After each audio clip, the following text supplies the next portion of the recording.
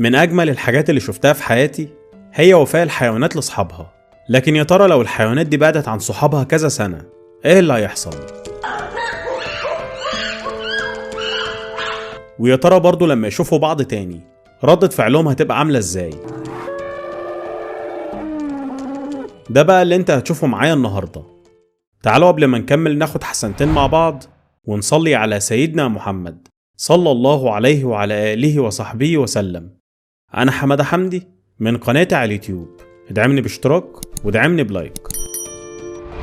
كتير مننا بيعتبر الحمير من الحيوانات المتمردة والعنيدة، لكن بعض الناس بتعاملهم معاملة الحيوانات الأليفة.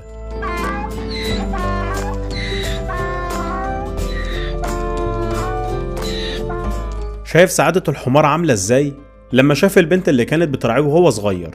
الحمار ملوش دراعات علشان يحضن البنت، لكن سبحان الله عنده طريقته الخاصة في إظهار حبه ووفائه.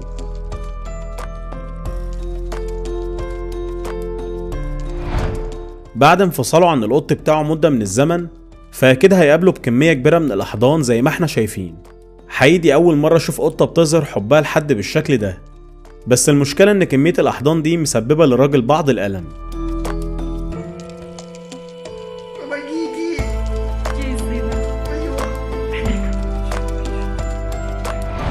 في بعض الأحيان ما بتعرفش مين من صحابك يبقى مقرب ليك أكتر، لكن القرد ده بقى صديق مقرب للراجل اللي رعاه وهو صغير.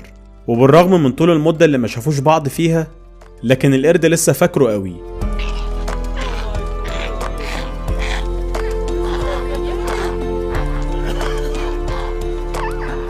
ونام في حضنه كأنه أبوه بالظبط.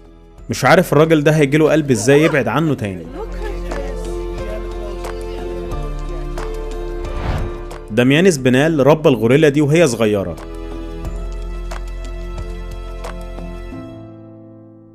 وبعد فترة وداها تعيش في محمية طبيعية في أفريقيا علشان تعيش براحتها في الطبيعة. ودي أول مرة يزوروها بعد فترة طويلة.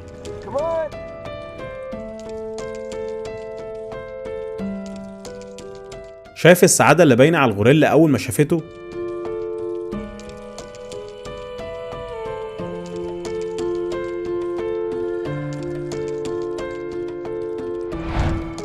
آخر حاجة الواحد ممكن يفكر يعملها إنه يروح للأسد برجليه، بس ده مش أي حد، ده هو اللي مربيهم وبينه وبينهم ثقة من الآخر. ودي بقى اللي يتقال عليها صداقة غير متوقعة. الأسد بيحضنه حضن مطارات يا جدع. ما كنتش أعرف إن الأسود عندها كمية الحب والحنان بالشكل ده.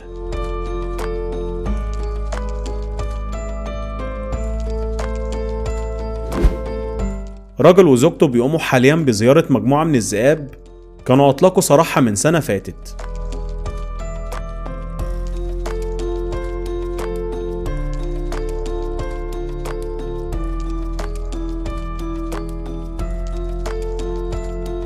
مش معقول دي تكون الذئاب الشريرة اللي احنا نعرفها أبدا.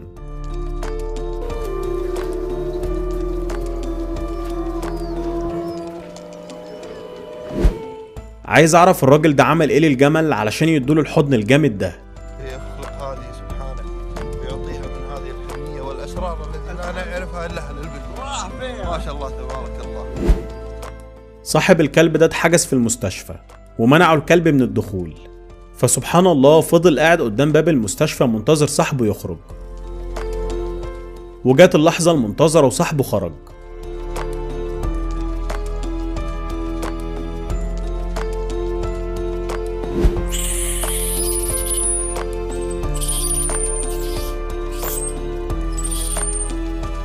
شوف مدى سعادة القرد الصغير عاملة ازاي أول ما شاف الجدة دي جاية تزوره. بس بصراحة الناس دي مهتمية بالقرود قوي. ده بيغيروا له البامبرز كمان.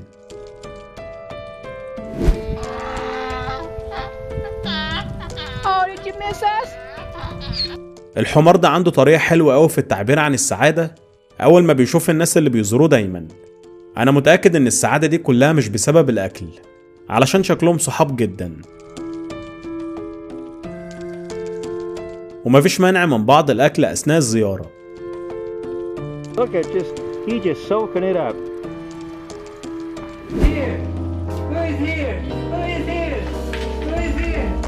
اللي انا اعرفه ان الكلاب من الحيوانات الاليفة اللي ما بتنساش صحابها، لكن اشوف ارنب بيجري على صاحبه اول ما يدخل البيت بالطريقة دي، اهو ده بقى اللي اول مرة اشوفه في حياتي.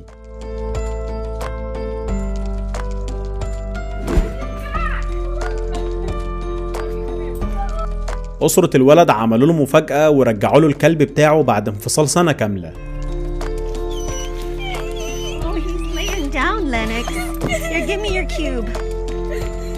واضح انه كان بيحب الكلب قوي. للأسف اللحظة المؤثرة دي كانت آخر رغبة للراجل ده قبل ما يفارق الحياة. طلب انه يشوف أعز أصدقائه وهو الحصان، برغم انه دخل المستشفى مؤخرا بسبب تدهور حالته الصحية، إلا إن ده ما منعوش يطلب من زوجته يشوف الخيول بتاعته للمرة الأخيرة. وطاقم المستشفى كان متفاهم جدا الموضوع وخرجوه بالسرير قدام المستشفى علشان بعدها يفارق الحياة. الشمبانزي اتولد بالتهاب رئوي، والراجل ده هو ومراته اعتنوا بيه، وكل فترة بييجوا يزوروه. فرحته ما تتوصفش بمجرد ما بيشوفهم، يا بختهم بيه.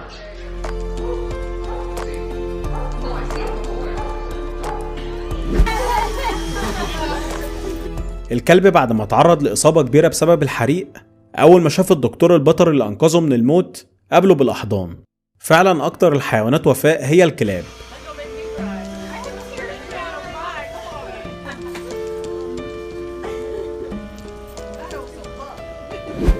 الحصان ده اسمه دكتور بايو، مدرب مخصوص علشان يدعم المرضى اللي محتاجين لدعم نفسي. بيختار الغرفة اللي هو عايزها، وعنده غريزة بتعرفه مين هو أكتر مريض محتاج أكبر قدر من الدعم. أنا هبتدي أفكر بشكل جدي أربي حصان. الكلب رايح يزور الضابط شريكه في العمل بعد ما تعرض لإصابة وهو بيأدي مهمة.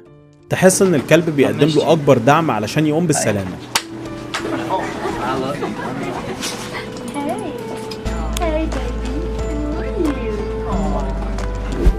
الحصان في غاية السعادة علشان قابل صاحبته اللي بقالها فترة غايبة عنه، وعمال يحضن ويبوس فيها، ودي أفضل طريقة بالنسبة له علشان يعبر عن حبه لصاحبته. دي أكتر لقطة عاطفية في فيديو النهاردة، بين كلب كان ضايع من صاحبه، وصاحبه مش مصدق نفسه إن كلبه رجع له تاني، وبيشكر الناس اللي لقوه من كل قلبه. اللمة جاية جري على صاحبها علشان تودعه قبل ما يمشي.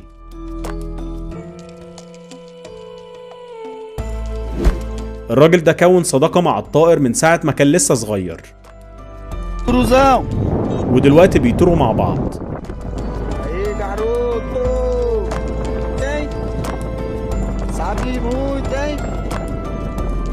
أفضل لقاء ممكن تشوفه بين أنثى فرس النهر مع طبيبها البيطري اللي أنقذ حياتها وعمرها أسبوع واحد بس.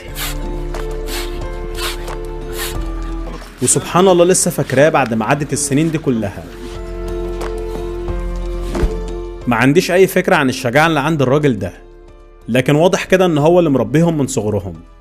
ده بيركب فوق ظهر النمر يا عم الحاج، إيه الجبروت ده؟ كل يوم الصبح مجموعة الأفيال دول بيجروا يرحبوا بالست اللي بتجيب لهم الأكل، وأول ما بيشوفوها جاية بالعربية بيطيروا ناحيتها.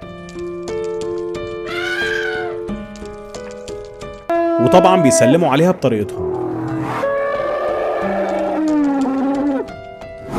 طبعا انت فاكر النمر هيعمل معاه الغلط، لكن الحقيقة ان دي من اغرب الصداقات الفريدة من نوعها بين النمر وبين الشخص اللي رباه من صغره. يا نهار اسوح، ده بيتعامل مع النمر اكنه كلب بلدي. احسن لحظة في حياة الغواص لما الفقمة دي قربت منه وخدته بالحضن تحت المية. الغواص عايز يقول لها مش وقته، ورايا شغل، وهي سبحان الله ما صدقت.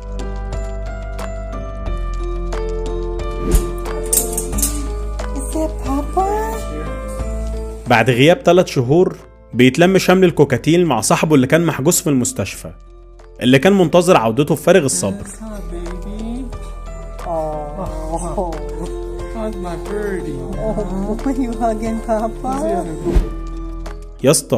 يا اسطى خلي بالك، في نمر جاي وراك عايز يغفلك.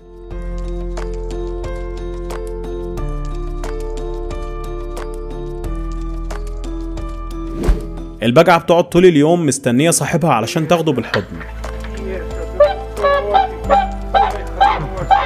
أول مرة أعرف إن الحيوانات بتحس بالغيرة. أول ما شافت الكلب جاي على صاحبه نكشته بس. حرفيا دي أغرب سمكة شفتها في حياتي. مش ده الموضوع. الموضوع في إن هيحصل دلوقتي لقاء بين الغواص الكبير ده وبين السمكة. السمكة دي كانت مصابة والغواص عالجها، ومن وقتها وهم أصحاب من 25 سنة. سبحان الله، لولا الفيديو ده مستحيل كنت أصدق إن في علاقة صداقة بالشكل ده.